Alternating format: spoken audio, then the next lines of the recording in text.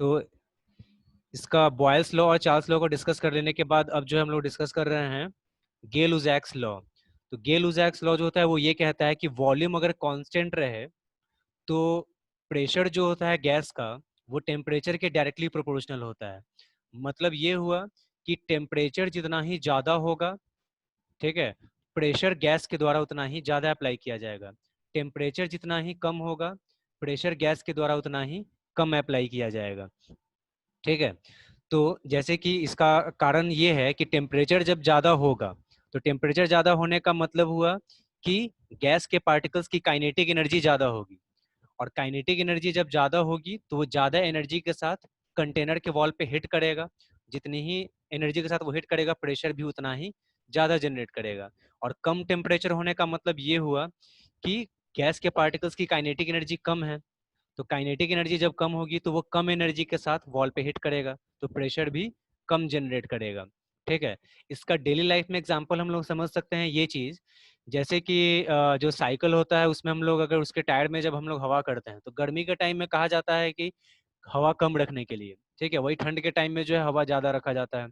क्योंकि गर्मी के टाइम में टेम्परेचर ज़्यादा होता है, तो उसके अंदर जो एयर जो मतलब हवा जो भरी जा रही है, तो टेम्परेचर ज़्यादा होने की वजह से प्रेशर भी ज़्यादा वो जनरेट करेगा। तो अगर हम ज़्यादा हवा भर देंगे, ठीक है, तो जैसे कि उसमें ज़्यादा हवा भर देने का मतलब हुआ कि वैसे केस में वो बर्स्ट कर सकता है। ठीक है, चूँकि उस टाइम में टेम्परेचर ज़्यादा है, तो गर्मी के टाइम में टेम्परेचर ज़्यादा होता है, तो हवा अगर ज़्यादा भरेंगे तो उसके द्वारा प्रेशर भी ज़्यादा अप्लाई होगा। तो प्रेशर ज़्यादा अप्लाई होगा तो जो टायर जो है बर्स्ट कर सकता है। और वही ठंड के टाइम में तो टेम्परेचर कम होता है, तो टेम्परेचर जब कम होगा तो प्रेशर भी कम जनरेट करेगा, तो उस टाइम में ज़्यादा हवा भरी जा सकती है। ठीक है, तो ये है इसका गेल-उज़ैक्स लॉ। तो यहाँ पे वॉल्यूम कांस्टेंट है, ठीक है, तो इसमें वॉल्यूम कांस्टेंट होना चाहिए इस जगह पे। तो जहाँ पे वॉल्यूम कांस्टेंट होता है उसको कहा जाता है आइसोकोर कहा जाता है। ठीक है, आइसोकोर। आइसोथर्म था बॉयल्स लॉ में, जहाँ पे टेम्परेचर कांस्टेंट था। आइसोबार था चार्ल्स लॉ में, जहाँ पे प्रेशर कांस्टेंट था। और आइसोकोर जो है, जहाँ पे वॉल्यूम कांस्टेंट है, ये है गेल-उज़ैक्स लॉ में है। ठीक है, तो यहाँ पे P is directly proportional to T है, तो इस जगह पे इसको ये चीज़ देख सकते हैं। तो P is directly proportional to T, तो P जब प्रोपोर्शनैलिटी वाला साइन हटाएंगे तो P is equal to K3T आएगा। K3 क्या है? कांस्टेंट है। ठीक है, तो यहाँ से K3 की वैल्यू जो है वो P/T, ठीक है, P/T is equal to K3, जो कि एक कांस्टेंट है। तो यानी प्रेशर और टेम्परेचर का जो रेशियो होता है वो कांस्टेंट होता है, प्रेशर और टेम्परेचर का रेशियो। तो प्रेशर और टेम्परेचर, यानी अगर हम प्रेशर को वैरी करेंगे तो टेम्परेचर भी वैरी करेगा। तो प्रेशर और टेम्परेचर का रेशियो अगर हम निकालेंगे गैस के लिए तो वो हमेशा कांस्टेंट आएगा, बशर्ते कि वॉल्यूम कांस्टेंट होना चाहिए।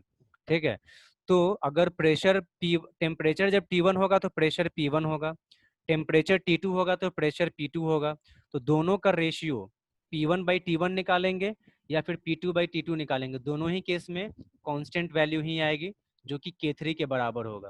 तो यानी गेल-उज़ैक्स लॉ के हिसाब से P1/T1 is equal to P2/T2 होता है। चार्ल्स लॉ के हिसाब से V1/T1 is equal to V2/T2 होता है। ठीक है, और बॉयल्स लॉ के हिसाब से जो होता है P1/P2 is equal to V2/V1 होता है। ठीक है, तो ये इसका गेल-उज़ैक्स लॉ के हिसाब से हो जाएगा। अब ये जो कांस्टेंट है K3, इसकी वैल्यू जो है वो किस पे डिपेंड करती है?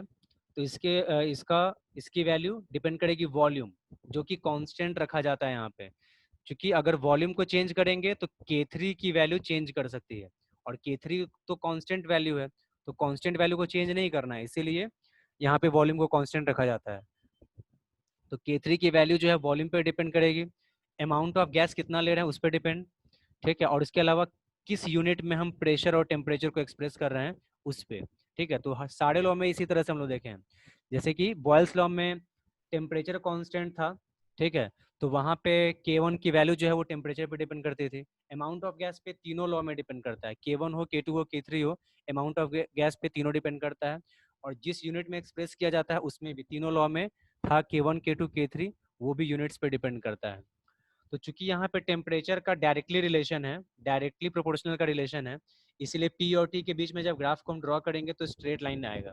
ठीक है, तो जैसे जैसे टेम्परेचर बढ़ रहा है वैसे वैसे प्रेशर बढ़ रहा है, तो डायरेक्टली प्रोपोर्शनल का रिलेशन है तो इसीलिए जो है इसमें इसका जो ग्राफ जो आएगा वो स्ट्रेट लाइन आएगा। ठीक है, आइसो कोर लिखा हुआ है। ठीक है, तो वही चीज है।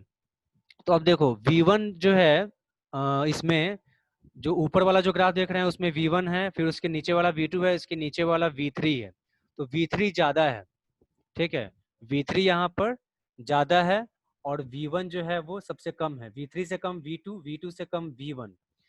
ठीक है, तो ऐसे भी ये चीज होता है कि अगर जैसे कि इसमें जो है टेम्परेचर तो बढ़ रहा है। ठीक है, तो जैसे जैसे इसमें हम जानते हैं कि प्रेशर जैसे जैसे बढ़ता है, बॉयल्स लॉ के हिसाब से वॉल्यूम घटता है। ठीक है, प्रेशर जैसे जैसे बढ़ता है वैसे वैसे वॉल्यूम घटता है। तो यहाँ पे प्रेशर यहाँ पे ज्यादा है, तो V1 जो होगा, प्रेशर जैसे जैसे बढ़ रहा है तो V1 देख लो कम है। ये बॉयल्स लॉ के हिसाब से है। V1 से बड़ा V2 होना चाहिए, V2 से बड़ा V3 होना चाहिए। क्योंकि देख लो V3 जो है सबसे ज्यादा है, वॉल्यूम V3 सबसे ज्यादा है, तो V3 के लिए प्रेशर सबसे कम है। तो प्रेशर और वॉल्यूम के बीच में इनवर्सली प्रोपोर्शनल का रिलेशन होता है। ठीक है, तो ये चीज है इसका। तो इस तरह से जो है इसमें ये चीज बता सकते हैं। अगर क्वेश्चन पूछता है कि यहाँ पे ये जो V1 से बड़ा V2 या V2 से बड़ा V3 जो है वो क्यों है, क्योंकि तो ये बॉयल्स लॉ के हिसाब से बता सकते हैं कि प्रेशर जब ज्यादा होता है तो वॉल्यूम कम होता है। तो V3 वाले में वॉल्यूम सबसे ज्यादा है तो वहाँ पे प्रेशर सबसे कम होगा। V1 वाले में वॉल्यूम सबसे ज्यादा सबसे कम है तो प्रेशर सबसे ज्यादा है। ठीक है, तो ये बॉयल्स लॉ के हिसाब से है। ठीक है, तो ये अलग अलग वॉल्यूम पे है। ठीक है, अलग अलग वॉल्यूम पे। लेकिन सिंपली जब एक गैस के लिए अगर ड्रॉ करने के लिए बोलेगा तो एक स्ट्रेट लाइन वाला ग्राफ जो है वो बना देना होगा। ठीक है, अब इसके बाद आता है एवोगेड्रो लॉ। एवोगेड्रो लॉ जो होता है वो क्या कहता है कि यहाँ पे टेम्परेचर और प्रेशर दोनों कांस्टेंट होना चाहिए। ठीक है, टेम्परेचर और प्रेशर दोनों कांस्टेंट होना चाहिए। तो इक्वल वॉल्यूम ऑफ गैस जो होगा उसमें इक्वल नंबर ऑफ मोल्स होगा। जैसे कि हम सपोज करो कि हम 3 कंटेनर लेते हैं। एक कंटेनर में हाइड्रोजन रखते हैं गैस, दूसरे कंटेनर में ऑक्सीजन, तीसरे कंटेनर में नाइट्रोजन। ठीक है, और तीनों कंटेनर का प्रेशर और टेम्परेचर कांस्टेंट रखते हैं। ठीक है, तो अगर हम तीनों कंटेनर में इक्वल वॉल्यूम लेंगे गैस का, हाइड्रोजन का, ऑक्सीजन का, नाइट्रोजन का, तो तीनों में नंबर ऑफ मोल्स भी सेम आएगा। ठीक है, तो V is directly proportional to N। ठीक है, वॉल्यूम जो होता है वो नंबर ऑफ मोल्स के डायरेक्टली प्रोपोर्शनल। ठीक है, तो वही है, it states that at constant temperature and pressure equal volumes of gases contain equal number of moles, that is volume of gas is directly proportional to number of moles. Volume of gas जो होता है वो number of moles के directly proportional होता है। ठीक है, तो ये चीज है इसका। इसमें इसको देख सकते हैं, तो यहाँ पे इसका जो है, एक मिनट, ये जो लॉ है इसका, हाँ, V is directly proportional to N, यहाँ पे देख सकते हैं। तो प्रोपोर्शनैलिटी वाला साइन जब हटाएंगे तो V is equal to K4N आएगा। K4, ठीक है, K4 यहाँ पे क्या है, कांस्टेंट है। ठीक है, तो इस तरह से जो है इसका K4N आ जाएगा। तो ये है एवोगेड्रो लॉ। ठीक है, एवोगेड्रो लॉ जो है, एवोगेड्रो कांस्टेंट जैसे जानते हैं 6.022 इंटू 10^23, तो वही उन्हीं के द्वारा ये लॉ दिया गया था। तो एवोगेड्रो लॉ यही है कि प्रेशर और टेम्परेचर अगर कांस्टेंट रहेगा, तो अगर हम डिफरेंट गैसेस का इक्वल वॉल्यूम अगर लेंगे तो उसमें इक्वल नंबर ऑफ मॉलिक्यूल्स होगा, इक्वल नंबर ऑफ मोल्स होगा। ठीक है, और या फिर वॉल्यूम जो है गैस का वो नंबर ऑफ मोल्स के डायरेक्टली प्रोपोर्शनल होता है। ठीक है, अब उसके बाद जो है देखो, रिलेशन बिटवीन जो है इसका, एक मिनट, इसमें जो है इसका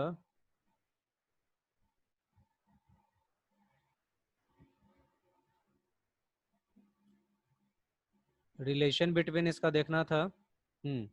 ये जो है इसका relation between molar mass and density. ठीक है, ये मोलर मास और डेंसिटी के बीच का रिलेशन निकालना है। तो अभी जस्ट हम लोग देखे हैं एवोगेड्रो लॉ में V is equal to K4N। ठीक है, V is equal to K4N है। तो number of moles is equal to होता है given mass by molar mass, तो small m by capital M। ठीक है, तो अब इसके बाद जो है कैपिटल M को LHS में लेकर गया तो M इंटू वी। ठीक है, M इंटू वी बराबर K4 इंटू स्मॉल m। ठीक है, तो ये हो गया। अब उसके बाद वॉल्यूम को लेकर जाते हैं राइट हैंड साइड में, तो मोलर मास बराबर K4 into small m by V। ठीक है, तो मास बाई वॉल्यूम जो है वो डेंसिटी होता है। ठीक है, तो m बराबर आ जाएगा K4D। ठीक है, m बराबर आ गया K4D। तो ये है, this is the relation between molar mass and density of gas. तो एवोगैड्रो लॉ का यूज करके हम लोग जो है मोलर मास और डेंसिटी के बीच में रिलेशन निकाल सकते हैं। ठीक है, तो we can find the relationship between molar mass and density of gas using Avogadro law. So question can be asked in this way that establish relationship between molar mass and density of gas using Avogadro law. ठीक है, या फिर Avogadro law नहीं भी बोलेगा तो दिमाग में रखना है कि एवोगैड्रो लॉ का ही यूज करके we have to find the relationship between molar mass and density of gas. ठीक है, तो V is equal to K4N है। ठीक है, तो यहाँ से फॉर्मूला के हिसाब से आई होप ये समझ में आ गया होगा। अब इसके बाद जो है आता है आइडियल गैस। ठीक है, आइडियल गैस का मतलब होता है वैसा गैस जो कि मतलब किसी भी टेम्परेचर प्रेशर जो भी होगा उस पे Boyle's law, Gay Lussac's law, Charles law, Avogadro law, जो चारों लॉज बताया गया है गैस का, वो सबको ओबे करता है। Those gases which obey all the gas laws, Boyle's law, उसके अलावा Gay-Lussac's law, Charles law, Avogadro law, उसको बोलते हैं आइडियल गैस, जो कि एग्जिस्ट करता नहीं है। आइडियल गैस का मतलब ही हो गया कि अब उसमें अब ये पॉसिबल ही नहीं है, आगे चल के हम लोग को पढ़ना है कि क्यों नहीं पॉसिबल है, क्योंकि ये मतलब कोई ऐसा गैस हो जो कि एक साथ सारे लॉज को ओबे कर ले। ठीक है, ये पॉसिबल नहीं है। ठीक है, ये हमारे डेली लाइफ में भी जैसे देखते हैं कि एक ही पर्सन में जो है सारी क्वालिटीज आ जाए, ठीक है, सारी अच्छी क्वालिटीज आ जाए, ये पॉसिबल नहीं है। कुछ ना कुछ डिमेरिट्स जरूर होते हैं।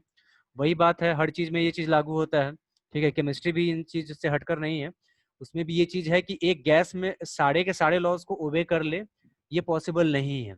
ठीक है, तो आइडियल गैस से रिलेटेड इक्वेशन भी है। जो आइडियल गैस जो होगा वो जिस उससे रिलेटेड जो इक्वेशन होता है वो होता है PV is equal to NRT।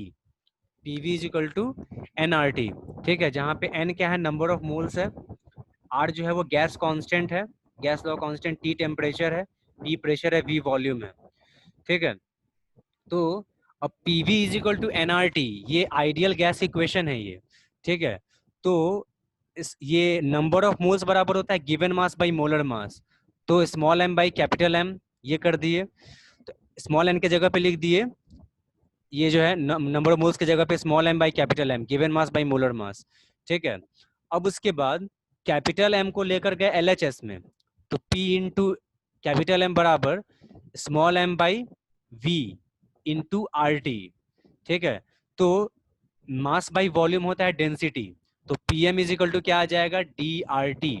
ठीक है, तो in this way relationship is established between pressure and density of gas।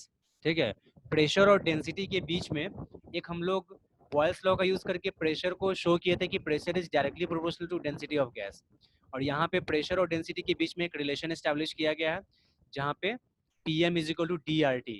तो this equation can be used in numerical problems. ठीक है, तो PM is equal to DRT, तो ये ऐसे क्वेश्चन ऐसे भी पूछा जा सकता है कि PM is equal to DRT, ये रिलेशनशिप एस्टेब्लिश करने के लिए, तो this relationship can be established using ideal gas equation. ठीक है, तो PV is equal to NRT है, तो बस उसमें N की जगह पे given mass by molar mass डाल देना है, मोलर मास को लेकर जाना है LHS में, वॉल्यूम को लेकर आना है RHS में, मास बाई वॉल्यूम डेंसिटी हो जाएगा, तो we will get the relation PM is equal to DRT। ठीक है, ये चीज है, तो इस चीज को इसमें इसका ध्यान में रखना है। ठीक है, आइडियल गैस का ये वाला जो इक्वेशन है, ये चीज। ठीक है, अब इसके बाद इसमें है कि ये जो है derivation of ideal gas equation. ठीक है, आइडियल गैस इक्वेशन जो बोले हैं हम, PV is equal to NRT। ठीक है, तो PV is equal to NRT जो इक्वेशन जो है, इसको हम लोग डिराइव करना चाहते हैं, तो जो बॉयल्स लॉ है, ठीक है, यहाँ पे इसके बगल में लिख लेना है। ठीक है, नोट्स जो है उसमें जो होगा उसमें लिख लेना है, वॉल्यूम प्रेशर, बॉयल्स लॉ में प्रेशर वॉल्यूम के इनवर्सली प्रोपोर्शनल है, तो वॉल्यूम को अगर हम LHS में लेकर आएंगे, प्रेशर को RHS में लेकर आएंगे, तो volume is inversely proportional to pressure हो जाएगा। ठीक है, P is inversely proportional to volume, तो V को लेके जाएंगे LHS में, और P को लेके चले आएंगे RHS में, तो V is inversely proportional to P। ठीक है, तो ये चीज है, तो इसका आ जाएगा। और उसके बाद तो ये है पहला वाला जो लिखे हैं, ये बॉयल्स लॉ के अकॉर्डिंग है। V is directly proportional to T। ठीक है, ये है चार्ल्स लॉ के अकॉर्डिंग। ठीक है, तो इसके बगल में लिख लेना है according to Charles law. V is directly proportional to N। ठीक है, ये है एवोगेड्रो लॉ से। अब उसके बाद जब तीनों को कंबाइन करेंगे, तो तीनों को कंबाइन करेंगे तो N और T जो डायरेक्टली प्रोपोर्शनल वाला है वो जाएगा न्यूमरेटर में, और P चूंकि डिनोमिनेटर में तो आ जाएगा डिनोमिनेटर में। तो हो गया V is proportional to NT by P। ठीक है, तो जब P को क्या कर देना है, LHS में लेकर चले जाना है, तो PV is directly proportional to NT। ठीक है, ये प्रोपोर्शनैलिटी वाला साइन जब हटाएंगे तो एक कांस्टेंट आएगा, and that constant is R। ठीक है, तो PV is equal to NRT। ठीक है, तो in this way we can derive the ideal gas equation. ठीक है, यहाँ पे ये वैल्यू ऑफ R दिया हुआ है। R की वैल्यू जो है 8.314 जूल पर केल्विन पर मोल। ठीक है, या फिर 8.20578 इंटू 10⁻⁻² लीटर एटमोस्फेयर, ATM है वो, atmospheric pressure, kelvin inverse, mole inverse. ठीक है, तो इस तरह से जो है इसका वैल्यू ऑफ R जो है वो हम लोग अलग अलग यूनिट में ये दिमाग में रखना है इसका। ठीक है, तो इस तरह से ये हो गया आइडियल गैस इक्वेशन का डेरिवेशन। डिराइव करने भी आना चाहिए कि आइडियल गैस इक्वेशन कैसे डिराइव होगा। सारा जो भी वॉल्यूम वाला जो टर्म है उसको LHS में रख के तब डिराइव करना है। ठीक है, क्योंकि बॉयल्स लॉ में P is inversely proportional to V ऐसे बताया गया था उसमें एक्सप्रेशन, तो लेकिन यहाँ पे हम लोग V को पहले रखे हैं, तो रखा जा सकता है। P को उधर लेकर इधर लेकर चले, या V को उधर लेकर चले गए, तो इससे डिराइव करने में आसानी हो गई। ठीक है, तो ये हो गया आइडियल गैस इक्वेशन का डेरिवेशन। ठीक है, तो अब उसके बाद जो है इसमें एक आता है इसमें कंबाइंड गैस लॉ। ठीक है, तो इसको हम लोग कल डिस्कस करेंगे। ठीक है, तो यहाँ तक का जो भी टॉपिक है ये आई होप अच्छे तरह से समझ में आ गया होगा, तो यहाँ तक अच्छे तरह से पढ़ लेना है। ठीक है, नोट्स और बुक से अच्छे तरह से पढ़ के, दिक्कत होती है तो पूछ लेंगे।